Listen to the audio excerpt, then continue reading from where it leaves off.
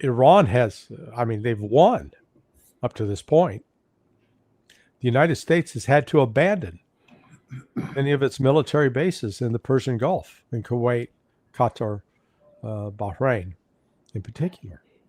The United States has lost 19 sophisticated, very expensive radars and satellite communication systems. And that's one of the reasons, when they were surprised that when the Iranians hit Mawafaq al-Salti air base that killed the 3 service members, at least 3, I think the number is actually higher, the reason Iran was able to do that is they're no longer using the U.S. GPS system. They're using the Chinese Beidou satellite system. And it's in the past, the United States was using backdoors through GPS to actually interfere with the navigation on those ballistic missiles. Now they can't. We pretend like somehow we're different. We occupy a more moral high ground because we don't have people in the streets chanting death to Iran. They don't need to be in the streets. They're in the government halls doing it. They're making the decision to cause death to Iran. And the claim that Iran's the #1 sponsor of terrorism, it's an absolute lie. Hi, I'm Ed DeMarsh with the Trends Journal. I'm happy to be here today with Larry Johnson, former CIA analyst from Sonar 21. Larry, thanks for joining me. Hey, Ed, I always appreciate the invite. Haven't worn out my welcome. Not at all. You're always welcome, really. I want to get your take on this Mike Pompeo interview that just happened. I know he's one of your favorites. There are those within my party, the Republican Party, who think President Trump made a mistake. That would agree with Bernie Sanders and AOC that this was, and Hakeem Jeffries, right? They're out there. I don't understand that. These Republicans would describe this as a war of choice. That's a straw man argument, right? This was no war of choice. We've been at war with the Iranians for decades. It was time to make sure that they didn't have the capacity to become like North Korea, impenetrable, unattackable, a bastion that had nuclear weapons that truly threatened at least their own neighborhood. When you hear that, is there any truth to what he just said? Is there any argument to anything that he just said about Trump not having a choice and he had to go to war with Iran? No, he's, Pompeo. I got to avoid the ad hominem because my initial inclination is just to, disparage the man for being a complete moron. He's well educated. He was top of his class at West Point, and he's held some important jobs. But just because you've been in certain places and affiliated with certain institutions and you've held certain positions doesn't mean that you're actually a smart, knowledgeable, wise person. And he is not smart or knowledgeable or wise. It's the United States. He's correct in this. The United States has been at war with Iran for 47 years. Not Iran. Iran hasn't been attacking us. And people say, well, what about, they took over the embassy in 1979. Yes, that happened. And we have to say, why? Because there was a lot of anger and outrage over CIA activities, my former organization.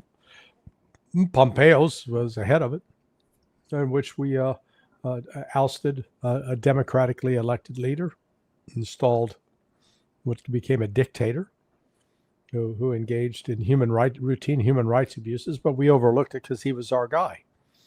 So when all of a sudden he gets tossed, the uprising removes him, then the United States embarks on a series of covert actions, one that started in the summer of 1980, and that Jimmy Carter signed off on, that basically authorized the CIA to begin the preparations to support Iraq in its upcoming war with Iran. And Iraq then attacked Iran.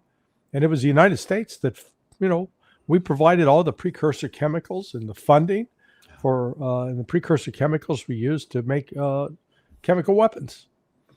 The United States embarked on, we've had like 47 years of covert actions trying to destroy the Islamic Republic of Iran. And we've routinely characterized the Shia Muslims as if they are Sunni Muslims. And I do draw the distinction. Within Islam, a lot of times they don't, but the pattern of behavior is remarkably distinct. The average Shia Muslim is not a suicide bomber. And I don't mean to imply that the average Sunni is, but the overwhelming, like 99% of the suicide bombers that have taken place out of Islamic cultures come out of the Sunni side of the house, not the Shia.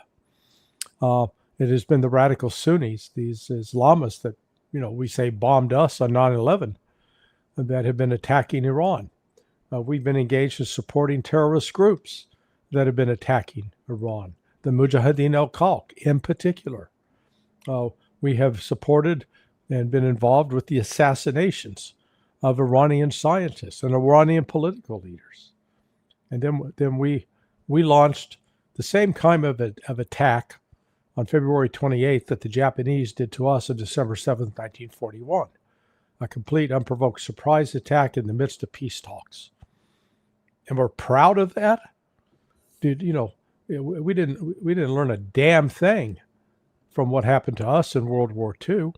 I mean, that memory still lingers on and is still a sort of a point of friction, at least among some, when it comes to Japan. So, at least the Japanese, when they attacked Pearl Harbor, they attacked military targets. They didn't go blow up a school with 168 girls. So, people like Pompeo disgust me. Speaking of Manab, the school bombing, that's been something that the White House it just can't seem to get past. It says that it's investigating, and very much like how Israel, when they'll bomb a hospital or something, they'll say we're investigating, and then it fades out of the the cultural zeitgeist. But this seems like something that the White House can't get past. And I often think of the outrage that Americans would have if a school was bombed and 168 or something girls and teachers were killed by Iranians in the U.S. There would be frenzy. We'd want a nuclear war. Yeah.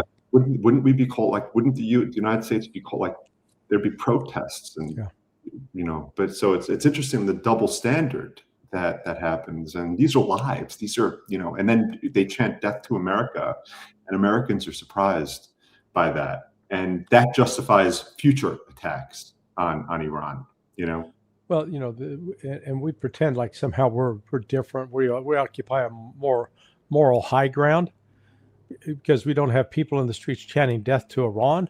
They don't need to be in the streets. They're in the government halls doing it. They're making the decision to cause death to Iran.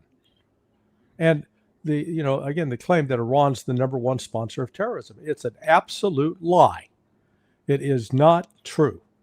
And my old office at the State Department, the Bureau of Counterterrorism, even though they'll still continue to print that Iran's the number one sponsor of terrorism, just look at the statistics.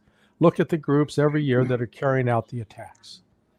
The only year in which they listed groups like Hezbollah and Hamas as major, and it was Hamas for major acts of terrorism, was 2023 because of October 7th. They classified that as a terrorist attack. Some of it was a terrorist attack in terms of the killing of civilians. Some of it was just a straight up military raid. They killed soldiers. They killed a lot of members of the Golani Brigade. Sorry, that's not terrorism. That's war. But the point is, Iran has not been out promoting and encouraging terrorism. If we're going to use the definition of terrorism as the use of violence against civilians for political purposes, the number one sponsor of terrorism in the world is the United States, followed by Israel. But are you surprised, Larry, that why now? Why did Trump go to war? I mean, we saw Mike Pompeo say this was not a war of choice. Trump had no other option. We could not allow Iran to get a nuclear weapon. I find it really interesting. Why now? We have the Ukraine war ongoing. China is always something that the U.S. has on its mind. I'm just curious. Do you have any insight on why Trump may have decided this is the time. I mean, back in June 2025, we've already bombed their nuclear facilities. Right. We annihilated them. Yeah, obliterated. Obliterated. Then there's different variations of obliteration, what it means. But my question is could it just be based on Netanyahu's sales pitch to Trump, and that got us to go to war again? It seems too simplistic to me. Yeah, no, I agree with you. I think there was more. There was some, let's call it geopolitical. I don't want to call it thinking, because thinking implies some intelligence and good analysis. But this is all taking place in the context of Iran's relationship with China and Russia, and it's becoming an integral part of BRICS. And the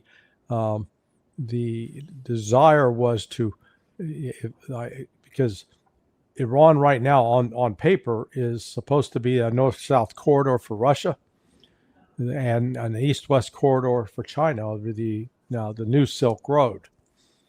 And I think the intent in attacking Iran in part was to try to disrupt, to destroy, if you will, weaken the BRICS nations, the global South, because the trend has been that the role of the U.S. as the hegemon, as the leading economic power in the world, that was slipping, with the countries increasingly turning away from buying U.S. treasuries. Questions about the United States' own lack of ability to produce much of anything anymore. That is, sort of, I guess, eviscerated its industrial base. So I think there was that element that Iran needed to be weakened, not because it was some force for Islamic radicalism, but because of its control of oil, its geographic position, and its strategic relationship with Russia and China. We spoke about this before, about U.S. missile capabilities in the region right now, and you said how it's been really diminished. And there have been articles in Reuters and other places that back up what you say about the U.S. simply not having the artillery and the weapons over there to stage an all-out war against Iran. But is there a chance that the U.S. could be bluffing on that? I've been hearing some analysts on X and other places saying that, hey, don't be so sure. The U.S. could just be having these leaks to try to, put the Iranians to sleep, and then all of a sudden be able to launch this massive salvo. Do you think that these reports that the U.S. missile capabilities to put in the region are accurate, or do you think this could be a chance that Washington's trying to lull the Iranians to sleep for another surprise attack? Yeah, no, we're anybody that thinks that we've got some hidden stock, they're bullshitting themselves. I mean, this is, look, you can go back April 3rd of this year. I wrote a piece laying out the shortage with the PAC-3 missiles and the Patriots. This is not a complicated, look, I don't claim to be some incredible, brilliant military analyst with access to classified information, but I can add and subtract. And so the open source information, because every year when they pass a congressional budget for the Department of Defense, there's a line item basically for PAC-3 missiles. And when you go to this open source, what it shows you, and I'll just take the PAC-3 as an example, that it was first produced in 2015, and the research I did said from 2015 to 2020, so that's 6 years, that each year Lockheed Martin produced between 100 and 300. So when I did the analysis, I said, let's just go with 300 per year. Let's give them the whole benefit of the doubt that they're done maxed out. So that's 1,800 over 6 years. Then the next 4 years, 2021, 2022, 23, 24, they produce 500 a year. So they got it up there. Last I checked, 4 times 500 is 2,000. 2,000 and 1,800, 3,800. And then in 2025, the entire year, they produce 620. Okay?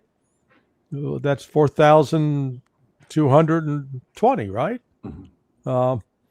So, you know, that's a total produce. And then they've continued to produce about, let's say, between 50 and 60 a month. So, you know, we're 7 months in, to give them another 350. So let's just say we got a total of 4,500. Well, out of that 4,500, then start subtracting. How many did we sell to foreign governments over this period and give to them? That number is about 1,500. So right there, we're down to 3,000. And how many did we use up in Ukraine with Zelensky? Well, take another 1,000 off the board. You with me? We're down to 2,000 now, roughly, correct? Yeah. But okay. Is this ignorant? Right. Oh, I'm sorry. Okay. And then in this last 40, you know, in the war that started on the 28th of February through, we probably used up over 1,500. We're down below 500 at least. It's worse than what's being reported in the news. You know, Larry, this might be an ignorant question, but is there a chance that the U.S. produces more of the missiles than they may mention in these congressional reports that are public? Like, is there a chance that the Defense Department says, this is for national security, we cannot tell everyone exactly how many we're producing, we need to have a secret stash somewhere? Is there a chance of that? No. Okay. No. But, you know, here's the other problem. 80% of the weapons that are produced for the Department of Defense, and I'm talking the ones that are guided weapons, the most sophisticated ones, the most modern ones that we want in our inventory, 80% require 5 rare earth minerals that are exclusively held by China. Gallium is one. China controls 99% of that. Gallium is a byproduct of producing aluminum. And then tungsten. So here's the United States. We've got this entire, we designed weapons, but we are completely dependent on a foreign supply chain to make more. And now China has cut us off. They said, we're not selling you the rare earth minerals that you're going to use to build weapons to attack us. We're not morons, okay? We're not idiots like you guys. But it's the Tomahawks, it's the JASSMs, it's the ATACMS. Now the ATACMS, so the HIMAR missile launching system, it launches one of 2 types of missiles. The older one is the ATACMS, which we gave a bunch of those to Ukraine as well. But they only have a range of about 170 miles. And if you put them in Kuwait or you put them in Bahrain, you know, it's only from Kuwait that they can go across the border to hit one city called Avdaz or Azda. But that's it. It has limited range. Well, they're out of those. And they were replaced by what's called the precision, the PRISM, PRSM. Precision strike missile. Lockheed Martin made 56 of those last year. Okay? How many are you going to fire? And let's go back to the Patriot. Remember, when you got an inbound missile at you, you're going to fire, okay, we got to take it out. You're going to fire at least 2 Patriots, sometimes more. And as Ted Postal reported, Patriots got about a 10% interception rate on ballistic missiles. I read that Trump had some kind of a shouting match with Hegseth during the recent meeting in Camp David because of the weapon stocks and how low that is. Well, why yell at Hegseth? I mean, I think I think he's an idiot. He's completely unqualified for the job. But this isn't his fault. Yeah. I mean, this is a result of decisions made, back when Trump was president the first time. So at the end of the day, Larry, in regards to the Iran war, it seems like both the U.S., at least publicly, it seems like the U.S. and Iran both think they're winning. And that's one of the problems in these negotiations, because neither one's willing to really give on any of the demands yet. I spoke to Professor Miranda yesterday, and he said that there aren't even negotiations going on right now there's notes being passed, which is normal in the relationship, but there's no real negotiations. Where do you see this going as far as, do you think that this is just a holding pattern before new strikes from the U.S. on Iran? We saw Iran strike a base in Jordan. That was something that was seen as a surprise by the U.S. because, but it was also, I read in the New York Times, they interviewed a diplomat from the Middle East who said that Iranian strike on the base in Jordan that killed 3 service members was like a game-changing event because the missile was sophisticated and the intelligence needed to carry out the strike was something that the U.S., I guess, didn't see before. So where do you see this war going, Larry? Do you think it's just going to be kind of a frozen in place with occasional strikes on each other? Well, Iran holds the trump cards. Donald Trump, despite his name, holds no trump cards. The Strait of Hormuz is closed, and I think this is one of the underlying reasons that Trump has called off attacks for now, and at least the U.S. side is trying to get a deal with Iran. Now, there are no, Professor Miranda is correct, there are no direct talks between Iran and the United States. Pakistan and Qatar insist that they are in communication, that they are talking. We're passing messages back and forth. But Iran has, they've won up to this point. The United States has had to abandon many of its military bases in the Persian Gulf, in Kuwait, Qatar, Bahrain in particular. The United States has lost 19 sophisticated, very expensive radars and satellite communication systems. And that's one of the reasons, when they were surprised that when the Iranians hit Mawafaq al-Salti air base that killed the 3 service members, at least 3, I think the number is actually higher, the reason Iran was able to do that is they're no longer using the U.S. GPS system. They're using the Chinese Beidou satellite system. And it's in the past, the United States was using backdoors through GPS to actually interfere with the navigation on those ballistic missiles. Now they can't. And anybody surprised that there's intelligence sharing between Russia and China? Hello, they signed a damn agreement, security cooperation agreement, on January 28th of this year. So, people asleep at the switch. They think that was just about providing access to milk and eggs. I mean, come on. And what's the United States promised to protect all of the Gulf countries. It's failed. It's out of missiles, and it doesn't have any more to give. And so with the shutdown of the Strait of Hormuz, and I'm going to tie this to the financial crisis in Japan, because of the 3 of China, if you take India, China, and Japan, all 3 countries depended in a significant fashion on the export of both oil and LNG, but particularly oil, the sour crude coming out of the Persian Gulf. India, 55%, China, 50%, Japan, South Korea, 90%. So, and the reason they need the Persian crude is the refineries are set up to handle only that kind of crude. And I'll put it into, I'll use an example out of firearms. If I give you the Dirty Harry 44 Magnum, it's a big revolver, cylinder spins, and I give you a semi-automatic 22 pistol, they're both guns, right? but you don't put the same ammunition into each one because each one is set up to handle a particular type of ammunition. Excuse me. Bless. Well, that's the same with oil refineries.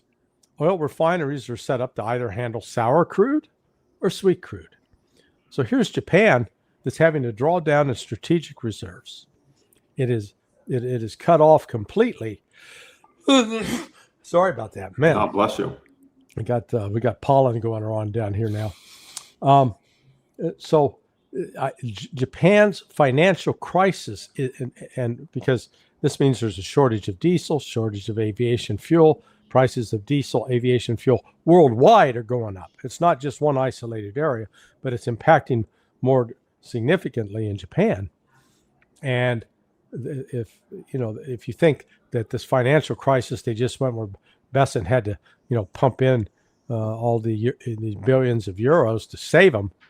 If that's just somehow unrelated to this, hey, I got a bridge to sell you. I mean, it's all connected. Yeah. And the problem is so many of our financial analysts, they're not connecting the dots on this. They keep going along with the market manipulation that has been routinely taking place. So getting the Strait of Hormuz open is on paper, at least for the Trump administration, is still important. Here's the other problem, though. Iran, during those attacks on warehouses and military installations in Qatar and Saudi Arabia and Bahrain and Kuwait, they were destroying the warehouses that contained the spare parts used to repair the equipment in the oil and gas fields. Oh, and wow. Wow. Yes. And so now they're setting up the next strikes on the actual facilities. They've already done it. Yeah. They've already destroyed them. That's the point. They're already. This is something that most financial analysts haven't picked up on. That the machinery, the specific elements needed to repair these systems, they're destroyed. And it may be a year or more before they're even back in a position where they can rebuild. So right now, we don't have a good idea of how much damage has actually been inflicted on oil terminals, gas terminals, and the oil wells themselves. Because, I don't think you can say there was no damage whatsoever. So the damage that has been done, it's not just a matter of saying, oh, okay, strait's open. Let's everybody start going through, carry your oil. Not that simple. So that's why this is the economic fallout from the closure of the Strait of Hormuz. Even if they get an agreement this week, you're minimum 2 months before you're going to see anything measurable with respect to improvement. And I think, frankly, I don't see them getting an agreement soon because what Trump and company have to swallow is just too difficult for them politically right now. Do you think Russia and China are considering, or at least are a little worried about Iran emerging too strong from this war? We hear Tehran say pretty consistently that they've never been stronger, at least militarily. Yeah. That, of course, could be, based on, responding to Trump. But do you think Russia and China are considering like, hey, we want to help out Iran, certainly, but we want to make sure they don't get too powerful? Do you think that's something that's being considered by Moscow and Beijing? Not at all. They want to help them. They want them to emerge. That's why they signed a three-way security agreement. That's why they've been Russia and China have been conducting annual naval exercises with Iran going back to 2018. So this is in fact building up Iran as a military power. One of the things that's going on that so far it hasn't really been reported. China is using Iran as a test bed for some of its missile systems. In other words, they've developed these missiles, they've launched them on test ranges, but how do you know if they work in combat? Give them send Chinese technicians working with Iranians and fire them at U.S. targets. That's how you know if they work or not. And that's another element that's in here. My last question, Larry. I wanted to get your opinion on this Vance interview with Fox News, and just to get like an update on Republicans. And Republicans basically that they're the biggest supporters for Israel in the government, at least most vocal. Yeah. And we've seen the Democrat Senate primaries in Michigan go to someone who's been critical of Israel, and people are talking about the shift in the Democrat Party, but people aren't really talking so much about the potential shift in the Republican Party, which could be even more disastrous for Israel. Here's J.D. Vance on Fox News. Benjamin Netanyahu confronted you recently at Blair House over the war. What can you tell us? He didn't confront me. We had a nice and frank conversation. I mean, look, as I've said repeatedly, Laura, Israel has been a great partner. They're an ally of the United States of America. But like France or Britain or any other ally of the United States of America, we sometimes have differences of opinion. And I think that the American media is fascinated by this dynamic. But the simple reality is my job is to pursue the interests of no other nation on earth except for the United States of America. So when our interests are aligned with Israel, we talk about how to accomplish those shared objectives. When my viewpoint is averse to the Prime Minister of Israel, we have a frank conversation about that. I would frankly describe it as a pleasant but direct conversation. I didn't feel confronted. So if I had a conversation and that's how I summed up an interaction, I would say that wasn't a pleasant conversation. It's not the first time Vance has taken that position. What do you think, Larry? Is there a shift happening right now, or what's going on in the Republican Party in the relationship with Israel? What do you think? I think the Republican Party is facing a moment comparable to what happened in 1854 with the Whig Party. Now, the Whig Party was formed in the 1830s in a reaction to Andrew Jackson thinking he was too powerful, had too much influence. But in 1854, the Whig Party split over the issue of slavery. And that's what led to the emergence of the Republican Party. So I think what we're seeing right now within the Republican Party is a definite split between those who are the Zionist sycophants and those who are sick of Zionism. And I was in Chattanooga over the weekend at Robert Barnes' conference, spoke there, and had a chance to meet and chat with Rick Barris, the pollster. Oh yeah, and man, he's saying that the MAGA movement's over, as far as there's no unity there at all, and one of the fissure lines that cause the divisions is this whole notion that we've got to subjugate ourselves to Israel, pursue Israel first, ignore U.S. first, and it's real, and it's deep, and people are passionate about it. And so, I think, and J.D. Vance understands that. And I frankly, J.D. Vance is in touch with Barris. So he knows exactly what's going on from the polling. So he can read the tea leaves. He knows if the United States stays on this Israel first, or if the Republican parties remain wedded to, we're going to support Israel first regardless, they're going to lose. They'll become irrelevant. On that note, Larry Johnson from Sonar 21. Always a pleasure to talk to you, my friend. Hey, Ed. Thanks so much, man.